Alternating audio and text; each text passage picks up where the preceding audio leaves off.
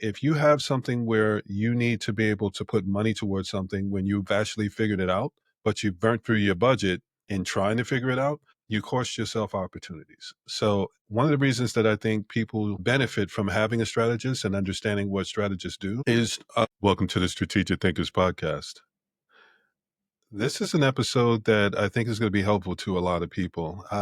I was all set to be able to cover a specific series on blind spots and things to look out for as entrepreneurs, but I realized in the process of putting that together, I was getting ready to put the cart before the horse. There's a step that happens before that. As a strategist, I realized there are a lot of people that don't necessarily understand what a strategist is and what they do. It seems like something that, it's okay, I can figure it out myself. But what they aren't necessarily realizing is the cost of not having a strategy and jumping into entrepreneurship or campaigns or so many different things that people will invest in and not have what they need to be able to do it properly. So, with this episode, what I decided to do was to talk about the hidden cost of entrepreneurship. And really what I'm talking about is most entrepreneurs think they are saving money by figuring it out themselves, but what they don't realize is figuring it out itself has 108,000 plus price tag, and that's just the beginning. Now, let me explain. Let's say you throw in about 20 hours a week. Let's say we look at paying yourself $75 an hour. That's $75 an hour when you add up 20 weeks and you think about how long it takes for people to start to get a better understanding or better grip on what it is that they're working on. That's normally around 18 months. If you're trying to figure it out on the short side, it might take you around 18 months to be able to figure out what you're doing, if what you're doing is working, and to identify where it may need improvement or what you don't need to change and leave as is. So 18 months, 20 hours a week, and let's say you're paying yourself $75 an hour. By the time you're done, that's $108,000. Before we continue, this episode is sponsored by the 10 entrepreneurial type assessments. If that $108,000 number just hit like a ton of bricks, there's a reason certain strategies have been failing you and costing you money. The assessment takes less than 10 minutes, and it gives you your entrepreneurial type, your top 3 strengths, and 2 challenges that are most likely creating the blind spots that are costing you money. It's free, and those 10 minutes bring you clarity that could save you thousands in trial and error. You can learn more by checking the link in the description. Now back to the episode. That's just right out the gate. Now, if we take into consideration the failure rate goes up, it doesn't go down. Technically, it's 18 months to figure things out as far as trying to make sure that you have a handle on your business. It's at least 24 months to really be able to forecast your sales and be able to tell when you have good months, bad months, slow periods, great periods. So that can total up to around 3.5 years. Within the first year, 20% of businesses fail. And by the 5th year, 50% of businesses fail. Can you really afford to wait 3.5 years to really be able to figure things out? That means that you have the numbers working against you. That 108,000 is just the base point. Let's take into consideration apps, tools, courses, all the other things that you may invest in. If you're not thinking through a strategy to make sure that you have what you need and you can explain what it is that you're doing in a way that makes sense to people, you're not only putting customers at risk, but you're putting collaborations at risk. You're putting yourself in a position where if opportunities or when opportunities come up, you're not really in a position to be able to take advantage of them. If you've invested in 5,000, 10,000, 20,000, numbers keep going on up for courses, master classes, and things like that. If a opportunity shows up where you have an opportunity to collaborate, you have an opportunity to be able to work on a specific type of project, but there's a buy-in. If you have something where you need to be able to put money towards something when you've actually figured it out, but you've burnt through your budget in trying to figure it out, you cost yourself opportunities. So one of the reasons that I think people benefit from having a strategist and understanding what strategists do is a strategist worth their salt is going to help you map things out. One of the things that I've covered in previous podcasts is I have a focus on clarity, confidence, and consistency. Clarity is in once you figure these things out, you can be more confident about all the decisions that you're making. And once you're confident about the decisions that you're making, you'll start to see results. And then you start to be more consistent with those results, not just internally for you, but with the results that you can deliver to your customers. So I'll give you an example. I get on weekly networking calls, Zoom sessions with larger groups, and they break out into sessions and you have conversations with people. One of the things that I find that I get a lot in those calls is I'll ask people, well, where are you in your business journey and how are things going? And the response is, well, I'm doing well, but I could work on this or I could work on that. And it doesn't take long in the conversation to be able to realize you probably went into this without having a strategy or a real plan. You probably went in thinking, okay, well, I can figure it out. A lot of people will reserve their budget for things like websites and logos. These are things that are wonderful things, don't get me wrong, but they're more based on awareness and making sure that people know where you are and how to find you. A logo is great when it comes to having something that's identifiable. A website is great when it comes to giving people more information, or if it's an e-commerce or an online type thing, you may actually do transactions on your website. But here's the thing, and here's why I said cart before the horse.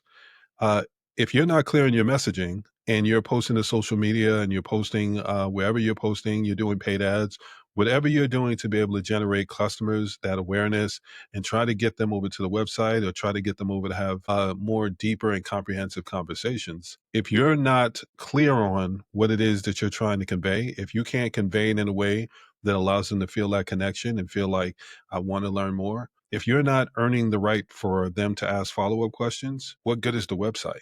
You need to be able to get your messaging right to get the traffic to your website. So for the people that will say, well, I got to save my budget for my website. If a strategy session that costs you a few $1,000s bypasses you spending $12,000 on a website that you could have spent $5,000 on, let's unpack that. If you go to someone and it's a web designer and they say, okay, well, what do you need with your website? And they know in their head they have $5,000 as a mark for what they would basically charge for a website. And then they start asking you questions. Well, what kind of website do you need? Are you going to have transactions on it, or is this more of an information brochure type site? How many pages do you need? Who's your audience? What kind of content are you going to need? Do you need copy? Or are you going to be able to provide that? A lot of times, what people are running into is you're adding to the process, you're adding to the project so that that web designer doesn't just get to be a web designer. That web developer doesn't just get to be a web developer. Now, all of a sudden, they have to be a brand designer. They have to be a copywriter. They have to think of all of these things. They have to come up with a strategy to make sure that the story that you want to be able to tell is being conveyed properly for the people that actually do make it to the website, and that they know how to be able to take the next step with working with you. So if you're focusing on being able to find a web designer, you can find a great web designer, but now you're asking them to be a jack of all trades and a master of none. So that web designer or web developer is going to say, okay, well, I would normally charge that person $5,000, but if I'm going to have to come up with copy, strategy, I have to think through their whole business for them. That's where that site goes up to $12,000 or more, because within the time that it takes for them to pull all that information out of you, they could have lost out on other clients. So by going to someone and having your strategy, having your messaging, having your value proposition, having your target audience where you can tell them the story that you want to be able to tell, the narrative that you're trying to convey. When you're able to give them the information that they need, and it's easy peasy, and they're able to go, you know what, I could turn this around really quickly. They don't have to think about charging you $12,000. What they're thinking about is, I can turn this project around really quickly and I'll have time to get two other clients. So this is where it starts to affect pricing. Same thing with brand logos and any kind of design that comes with marketing materials. When you work with someone and they're a specialist and you ask them to work outside of their specialty, that's where you start to run into issues. Either they need to expand their expertise, or they have to bring somebody else in. If someone is a web designer and they have to bring a strategist in, that strategist is going to charge what they would normally charge. And then that's being added on top of whatever that web design would be. And then that person is also charging a little bit extra because they may have to make sure that they're covering not only their fee for the strategist, but anything extra that they feel like they need to be able to add on. And then again, that still draws out the time it takes to complete that project. So I hope that makes sense. Important to be able to make sure that you pick something that is not only going to work for you and authentic to who you are, but you have a strategy for how you're going to be able to present it to someone. Because a lot of times what happens is people will have an idea in their head and it makes total sense to them. And this is something that I run into with a lot of early stage entrepreneurs. They have a business idea and they see it as a business opportunity, but what's missing is the business model and the business plan. What's missing is the strategy on how to be able to take that idea and that opportunity and turn it into something that's not just profitable, where you can make money once or twice, where you can generate a bit of money, but if the industry shifts, if anything changes in your life and things happen, that you're not in a position where you're starting from scratch or you have to figure things out on the fly. Because there are so many businesses that start their business and say, I'll figure it out later. And they say they'll figure it out later for things that are really important. Once you're live, you're live. Once your name is out there, your name is out there. I can tell you from the corporate side, I've known companies, I've worked with companies. I actually worked for a company that had to change their name because the strategy that they had in place wasn't something sustainable. They could get a customer once. They may even get them twice, but they're not going to be able to get those repeat customers. And it's something where when I went in, I was an account manager and there were people that were great at sales. They were very focused on sales, but what they weren't focused on was client retention. So as a strategist, as a project manager, what I looked at is where can I bring value? And in this situation, what I realized was you've got salespeople that can get people to the door. But once you get that sale, if you constantly have churn, this is why you're struggling. What happens to retention? So I put my focus on retention and I became one of those people that when a client wanted to leave, oh, get Sean, have Sean get on the call because Sean will be able to talk to them and figure out how to be able to get that person to stay. And if I couldn't get them to stay, I could at least change their mindset of, I didn't waste my money. And one of the ways that I got to do that was when they were getting on sales calls, I got on a sales call. I listened to what their actual goals were, what they were struggling with, what their challenges were, and then applied that the campaigns and things that we were going to run. The salesperson was just trying to get the budget, but I knew I was going to be the person that had to manage the account. And I don't want to manage an account that I know is doomed because they're not going to remember the salesperson that sold them on it. They're going to remember the account manager. That's the person that's their new point of contact that they talk to all the time. So if someone's being set up to fail, then it was my job to make sure that they didn't fail. And my approach to customer retention was to get out ahead of it. And that's similar to what I'm talking about with entrepreneurship. Get out ahead of the things that could be potential problems, struggles, and challenges. And the way to be able to do that is to have a clear strategy and a clear plan, is to map things out. So when people say, well, I don't know if I need a strategist, that strategy is going to be necessary because if you are live and you are out there and you are building up your reputation and people start to know who you are, and then they pull at the thread of, well, you said this and ask a follow up question that you couldn't answer, that's a credibility issue. If you set expectations and told someone you can deliver on something and then you didn't deliver on it, that's a reputation issue. Once your name's out there and there's enough bad reviews and people that are talking about your business negatively or your brand negatively, those are really hard things to undo. Trust is not something that you get to re-earn easily. It's hard enough to get the first time, but once you break that trust, I'm not going to call it impossible, but you're constantly trying to prove and get back to that starting point, and you never really do. You break trust, that person's always going to have that as a frame of reference. It can't be a 2 for 1. Well, I did one thing wrong, but I did two things good. So you're supposed to let it go.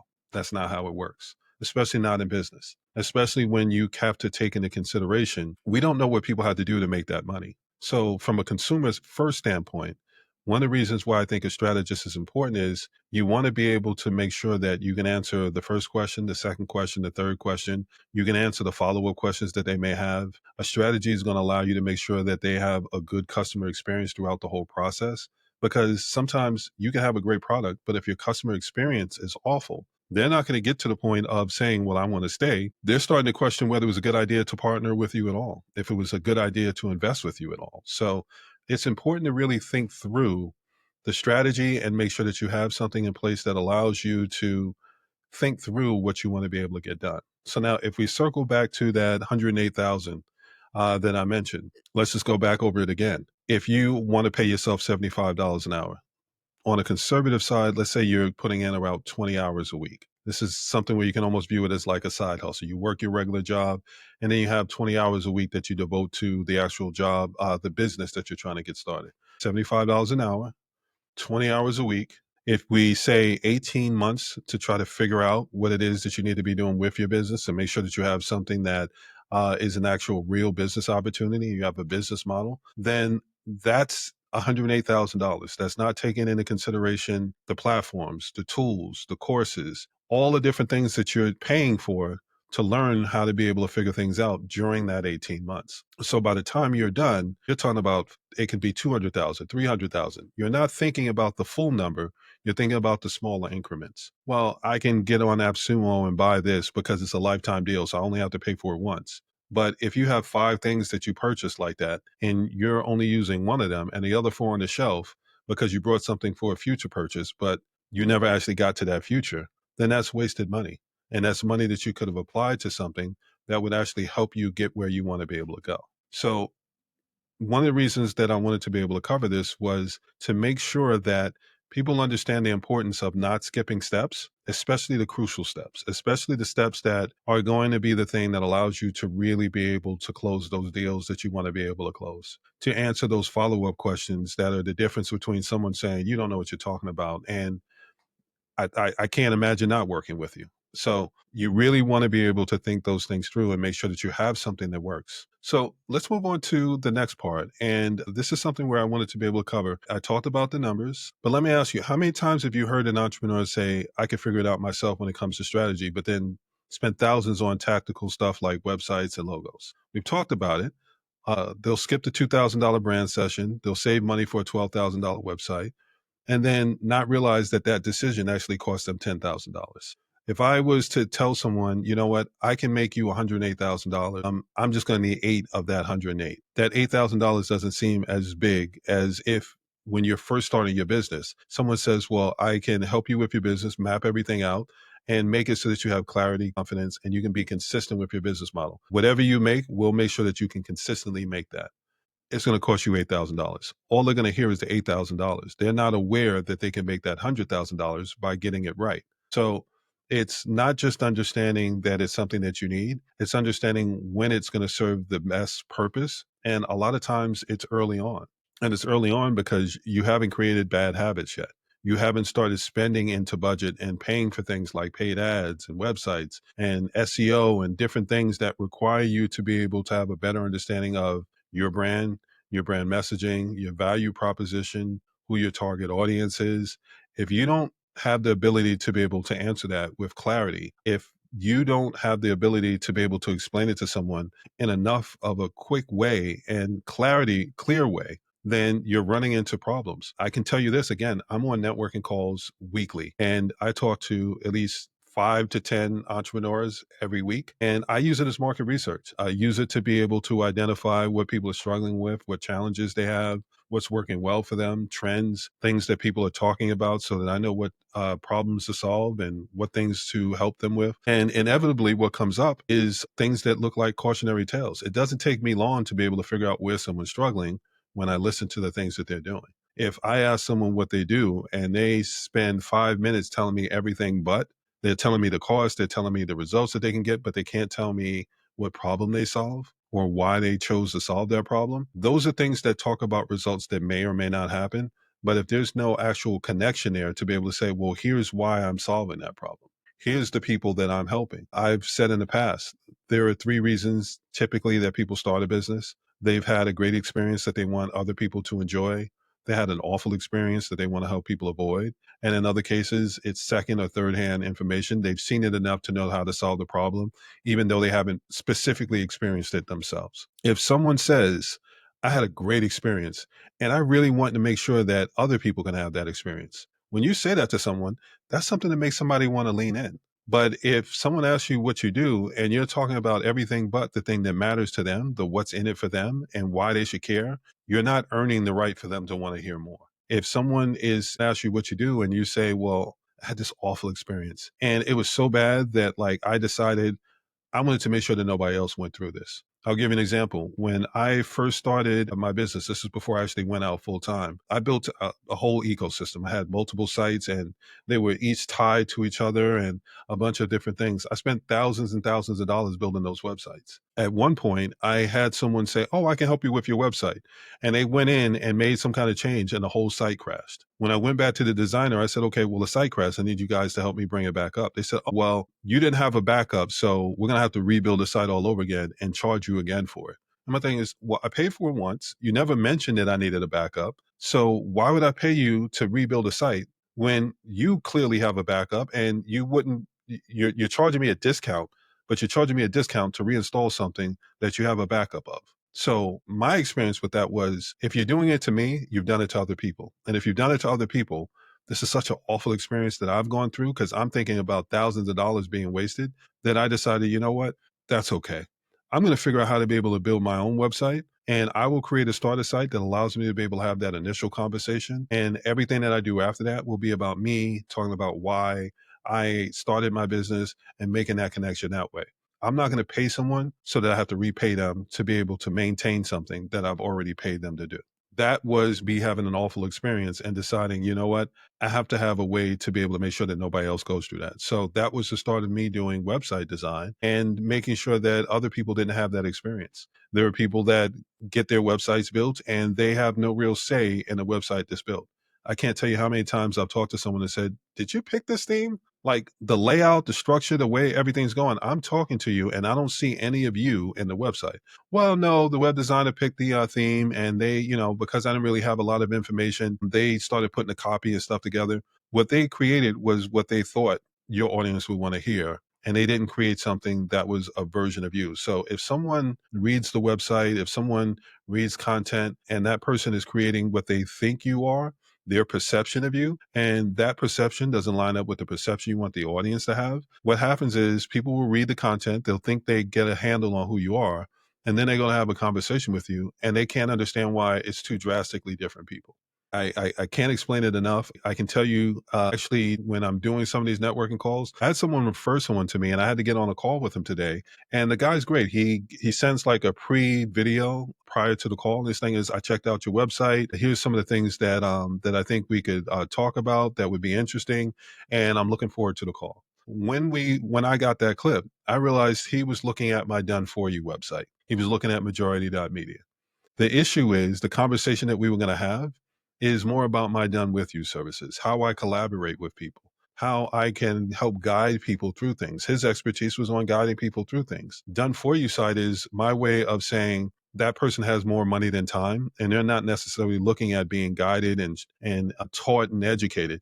They just want to know that it can be done. So when he went to that website, he had no reason to really think that this was going to be a good connection. And I started the call by saying that, listen, I want to start by saying, first, thank you for getting on this call, because based on the site that you looked at and based on your expertise, I can tell that you weren't necessarily sure that this was going to be a good conversation and a good connection. Let me tell you why it is and why that perception isn't the best perception to have.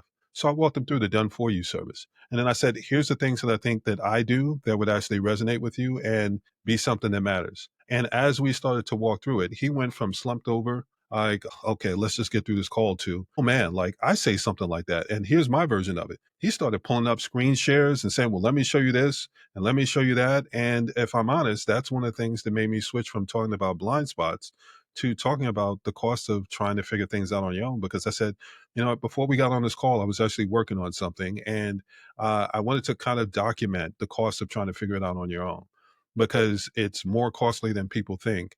And if they actually knew, in hindsight being 2020, they would absolutely go, you know what? I'd rather pay the money on the front end than the back end. I love stories. So I will share a story that all I always think of when I think about someone trying to pay for something and figure it out on the back end. I was having an issue with an older refrigerator that I had. And I think it was a Freon issue or something like that. But I called the guy out. The repairman came in. He said, okay, it's going to cost this much for me to be able to fix it. I think it's the Freon, but I have to run through some tests to be able to make sure. And I got to charge you for the test. I got to charge you for the labor, but then I can kind of give you a discount on the actual Freon and the things that I'm going to have to do to make sure that it actually works. And my initial thought was, well, I don't like the price, and you're not giving me a certain level of certainty that makes me feel confident. What happens if you go through this test and I pay you to go through those steps and you can't deliver it? What happens if you say, well, it's not the Freon, I have to leave and come back? Well, then I paid you and I don't know that you're coming back. And I explained it to the guy, and the guy said, okay, well, here's the thing. I have two prices. I just gave you the first price. Now I'm going to give you the second price. I said, second price? Well, I mean, now I'm interested. What is the second price? The second price is when I leave and you realize that you actually did need me and you make me have to come back over here. I'm gonna have to charge you for making me come back over here. I'm gonna have to charge you for whoever you use as a cheaper option to fix whatever they broke or didn't do right, just to get back to the point that we're at right now. and then I'll charge you that original rate. So it's going to almost be double what I'm offering you right now. Do you want me to do it now? Or do you want to wait until you realize, oh man, I should have just listened to that guy and end up paying twice as much? I said, I'm going to pay you the money that you're asking for now. And I'm also going to pay you a bonus because I want to know if you'll allow me to be able to share that story because that's gold. I need to be able to explain that to clients and people that I'm talking to with their business to say, there's the first price of trust me when I'm saying I'm an expert and I can deliver on those results. And then there's the second price of I gave you a cautionary tale. I was able to say, if you don't do this, this is going to go this way. And if it does, this is how this could change for you. This is how the price could go up. You don't get to come back and go, you know what, you were right, but can you give me that original price? The answer on that for most people is going to be no. So it's not much different when it comes to putting together strategies or putting together the things that you need as your foundation with your business. You have to be able to make sure that you're doing things in the right order so that you don't have to go back and do them again. Now, there's nothing wrong with a pivot. A pivot is something where you feel like you've got a good handle on it and you learn something new. So you tweak things a little bit. But there's a significant difference between making a pivot and winging it. Winging it is just, oh, I'll figure it out when it comes up. It's not an issue right now. I'll deal with it when it happens. Dealing with it when it happens leads to stress, anxiety. It leads to a loss of confidence, not just for yourself, but for the people around you, your support system. You can have family members that are all in on you being able to start your business. But if you're winging it and you're trying to figure it out as you go along, that 18 months can turn into 3.5 years. Who's going to really want to sit around for 3.5 years and watch you stumble through something and continue to have that same level of confidence in you that they would have had during that first 18 months? So it would make sense to bring someone in that can help map everything out and guide you through the things to be able to expect so that when someone says, how's things going with your business? It's not, well, I'm still figuring it out. It's, let me tell you what I have in place and let me tell you what comes next. And then after that, I've got this milestone. And it's going to take me around this long to be able to get there. If you can give someone a 6-month plan of what you have in place and you're already showing them the results that you're able to deliver, you have more people that are going to feel confident about supporting you. You're going to have less doubt. That allows you to be able to get more time and more bandwidth to be able to deal with the things that you have going on in your personal life. When you start your business, there are some people that start their business in entrepreneurship and they say, well, I'm going out on my own. This is going to give me more time. I'll be my own boss. I know when I started my business, my lady was saying, well, I want you to stop working full time for the corporate stuff. You work too many hours there. If you go out on your own, you'll have more time to be able for us to be able to spend together. Yes and no. I was home more, but it didn't mean that I didn't work more. I still had to take the time to build up the business because I needed to match my check. She liked to travel. She liked to go out to nice places. I needed to be able to match my check. And that ramp up period is something where if we're looking at 18 months, if I didn't have things in place, if I didn't put the time in that I needed to be able to figure out how to match my check, then that was going to get spread out into a much longer time. And that sign off that I got of, yeah, I want you to be able to do this. I support you. I'm with you 100%. 6 months in, when I wasn't able to answer questions the same way, seeds of doubt started to get planted. A little further into it, a year in, it's like, okay, well, I see you making some money, but when are you going to get back to the money that you were making before? It's not that we don't go out. It's that when I say, let's go out to dinner, you're like, well, I can cook. Well, I know you can cook, but I'd actually like to be able to go out. And then you're giving pushback that that person may not have gotten. And all of a sudden you're asking a lot of them, but when they ask something of you, it's like they have to fight you to be able to get it. So I don't want to just talk about strategy. I want to talk about how professional decisions affect our personal life and our personal life affects our professional decisions. So there are times where someone can say, you know what, I'm going to go into my business. I've got a good year to be able to kind of figure things out. So I don't have to rush into doing anything. What happens if the person in your life loses their job? We're seeing a lot of layoffs. All of a sudden, you're in a position where you may have to be the breadwinner. If you went into it winging it and saying, you know what, I have time to be able to figure it out, do you really still have time to figure it out? Or will it be one of those things where hindsight is 2020? And if you had just taken the time to get those things set up and put in place initially, when that catastrophe happened, when that bad thing happened, when things shifted, you were already in a position to be able to go, you know what? I see you're overwhelmed. I see you're stressed. I see you're down on yourself. Don't worry about it. I got you. That is a completely different situation. That's where you ask of someone, you know what, I'm going to start my business. I'm going to have to take a little time away. I may have to put a little more on your to-do list. You should put yourself in a position to be able to reward that person and give them that time back, give them that attention back, give them all the things that you're asking to be able to take away back sooner. And if not, at least be able to give them some kind of clarity on why you can't do it in the time frame that they thought you were going to be able to do it. So actually, while I was going through making revisions to my products and services, the more conversations I have, this is why I do the networking calls. I started having conversations and I started thinking about and hearing more about all the people who stepped out on their own to be able to do their business, but the effect it was having on their personal lives. Nobody wants to go into entrepreneurship and sacrifice their relationships and the people around them. If they knew that that was going to be the case, they probably wouldn't do it. And if they did, they would do it in a different way. You have to know what you're willing to be able to lose in order to figure out what you're willing to gain or what you stand to gain. It's something that if you don't think through, that's part of strategy. Strategy is saying, okay, well, if you want this, it means that you may have to risk this, or it's going to cost you this to be able to get to this point. That's one of the main things that a strategist is really going to be able to identify: the upside, the downside, the risk, the challenges, the strengths and things that you can rely on. It's going to be important for you to be able to understand those things and really make sure that you know what you're willing to risk, you know what you're willing to, what you stand to gain, and you're putting yourself in a position to be able to go up against that failure rate. 20% of businesses fail within the first year, 50% fail by the fifth year, 65 percent of businesses, as far as small businesses, fail within 10 years. Again, that number goes up, it doesn't go down. So it's not a matter of you getting smarter, it's about you having a strategy that allows you to be able to adjust when industries change. We're in a period now where AI is taking over a lot of things. How many copywriters, how many web designers were perfectly fine in their business? And then all of a sudden AI came out, the website builders came out. The easier it becomes to be able to build a website through a website builder and have AI do it for you, the less people feel like they need to be able to have a web designer do it. Now, it doesn't mean that there aren't people paying web designers and web developers to be able to build their sites. It's just those are people that are probably more seasoned with their business and realize, you know what? I did the starter site.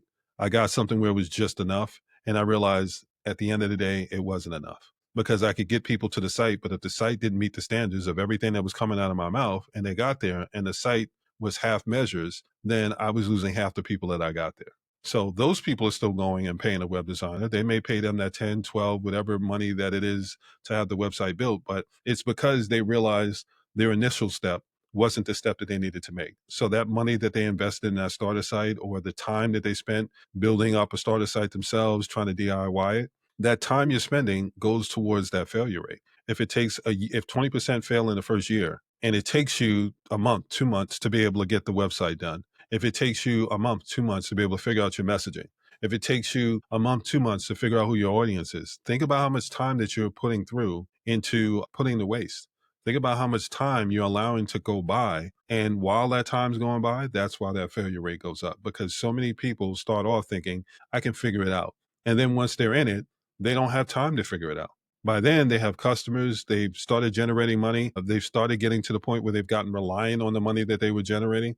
You can't afford to see a fall off like that. If you're year two, year three, and you're finally getting to the point where you can forecast sales, let's say you know you have 6 good months, 2 slower months, and then you have the rest of the year. If you have a business that focuses more on people being in the house, summertime tends to be slower. So, what do you do when you know that summertime is going to be slow and you're not going to get as much business? How do you plan for that slower period? That means you have to do really good during those busier times and put that money aside so that you have it during those slower periods and you're not acting out of desperation because desperation has its own scent. And when people smell it, there are people that are looking for someone that is so desperate that they will overpromise, and then that person can start to ask for more. And it ends up being a bad experience because you took the job because you needed the money, but then that person has really high expectations. And then you dread doing the work and you don't have a good conversation with them. You don't enjoy the project. And that comes across. So if someone gets that feeling of, I'm paying you and I feel like I'm getting attitude from you, that could be something that's a bad customer experience. And then that's one less reason for that person to give you a testimonial, to refer you to anyone else, because they're not thinking about the results. They're thinking about the experience they had to get to those results. So again, strategy. If you put things in place that allow you to be able to not only identify who your audience is, make sure that your brand messaging is right so that you can talk to the right people, and you have your value proposition in place. And value proposition is just another way of saying, here's the boundaries. Here's what I'm about. And when you pair that with who you're saying you want as an audience, you're saying, here's who what I'm about. Here's who I am as a person. Here's what matters to me. Does the same thing matter to you? Because if it does, I'm your guy. I'm your gal. I'm the person that you want to be able to work with. And in those situations, that's where you start to find your ideal customer. If you're not doing that, then you run the risk of getting someone that may not feel the same way. They may not be aligned. They have their own agenda, their own motives. You have to be aware of what you're putting yourself into. And acts of desperation don't allow you to be able to do that.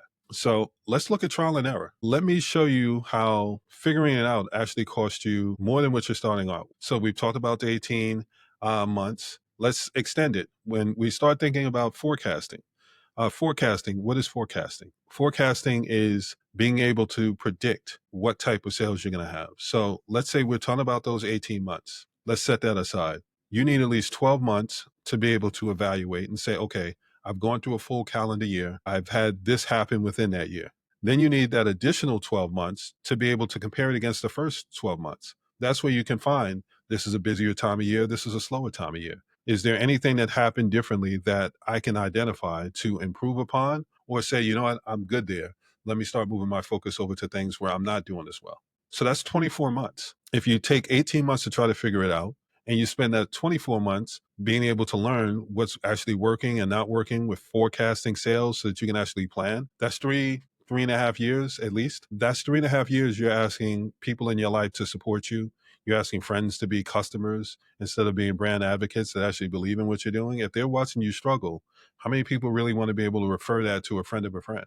If they see, you're doing all right, but like every time I turn around, like it seems like you're working harder than you need to. If this is your gift, if this is your specialty, if this is your expertise, it should almost feel effortless.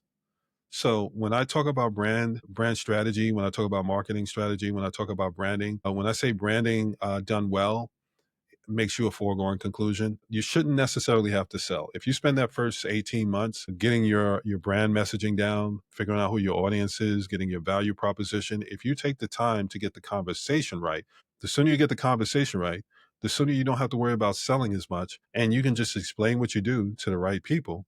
And the right people will say, you know what, stop right there. I've heard enough so that I know that you're someone that I want to work with because you clearly thought everything out. You've clearly been able to think through the things that I haven't had time to think about. That's what makes you a foregone conclusion. So it's really important for you to be able to make sure that you have these things in place because there are people that ask follow-up questions. There are people that will turn around and say, well, I feel like I should be able to get this, I should be able to get that. Without your value proposition in place, you can't tell someone what your boundaries are and why. So if someone says, well, I'm paying you this much money, why can't I get this while I'm at it? Your value proposition is this is what I do, this is why I do it, and this is what I don't do, and this is why I don't do that. Because if I do that and I start adding this into the project, I go from being an expert to someone that might just be okay at something. And you don't want okay results. You want something that you know is going to get you great results. So if it's not my expertise, you piling that on just so that you can feel like you got something extra or you got over, that's compromising the results that I can give you. That's a value proposition. That's being able to explain not just the why, but the why not. When we think about the hidden cost of trying to figure things out during those 18 months, let's talk about courses. 5,000, 15,000. You can do it in smaller increments. You can do masterminds. You can pay for bigger courses and things like that. All of that money is money that's going out. Think about how long it takes for some people to save up to be able to start their business in the first place. I can tell you, based in New York, I laugh when I hear about how much it costs to be able to start a business in other areas. Like the LLC in New York and the ask to be able to get everything set up the right way, significantly more expensive than it is in some other areas. So when I hear them say, "Oh, well, it's like $100 to get this and $100 to get that," I'm going, "That wasn't even a quarter of what I had to pay." It was so much more, but what I had to realize and the compromise that I made was the understanding of it costs more to be able to start the business, but I also get to charge more, and I have to be able to bake that into my business. So that goes back to being able to explain why. Like if I'm able to explain, well, I'm charging more because I deliver more. I'm charging more because that's what the standard rate is here. Well, can't you come down? Let's sharpen our pencil and see if we can bring this number down. You have to know where your boundaries are, where your limits are. You have to know how much your minimum is. All of those things come with having a strategy. People have business ideas, they have business opportunities, they come up with pricing.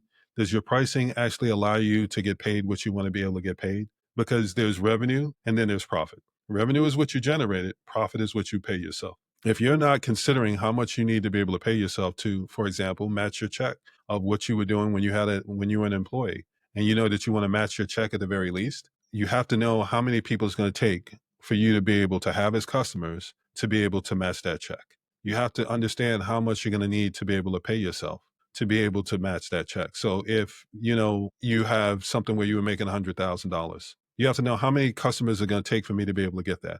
And not how many customers can I have that are going to pay me $100,000 in total once I put them all together. How much over that $100,000 am I going to have to make in order to pay myself 100,000?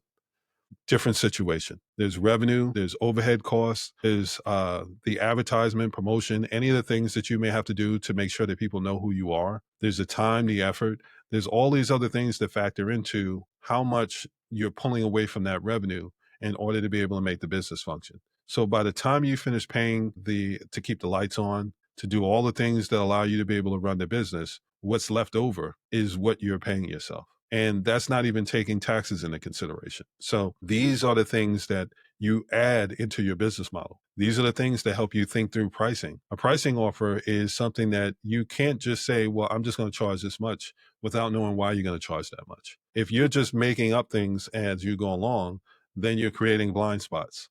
Because if someone's able to say, well, I see what you're talking about. I see your service. I love your service, but you're charging 15% more than somebody else is charging.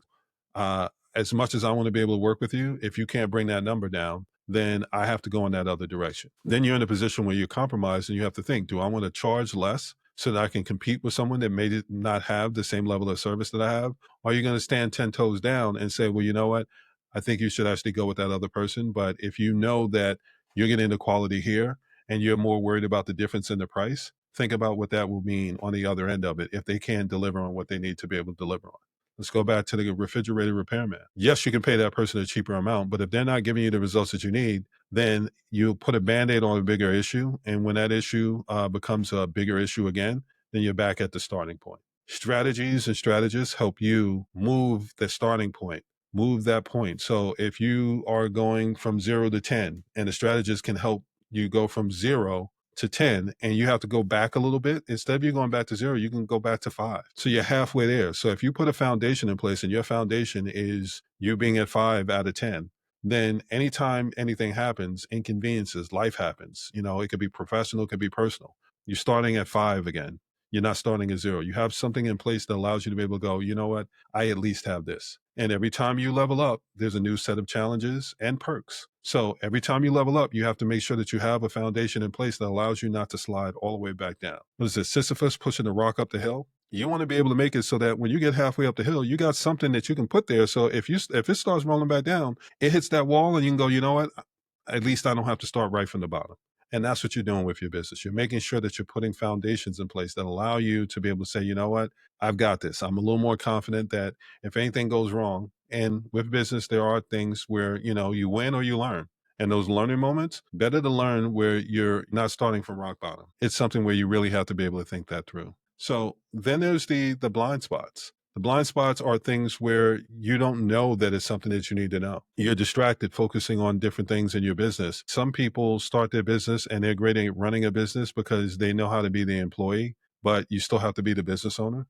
An employee knows how to be able to get through the day to day. The business owner has to be able to think further down the road and make sure that they're planning for the future. Those are the reasons why you need to learn how to be able to forecast. Those are the reasons why you want to make sure that you can plan for slow months. That's where you need to know when industries and processes are changing. Where I talk about there's 10 types of entrepreneurs. If you're someone that is in an industry and the process is a certain way, but it's something that fluctuates, let's say tech. Tech is something where it's constantly evolving. So if you choose to go into an industry that's constantly evolving, then it means that you need to be prepared for change. Your business needs to be structured so that anytime the industry changes, you're in a position to be able to stay ahead of the curve. This is why I feel bad for copywriters and web designers and people that were in something that they felt was static.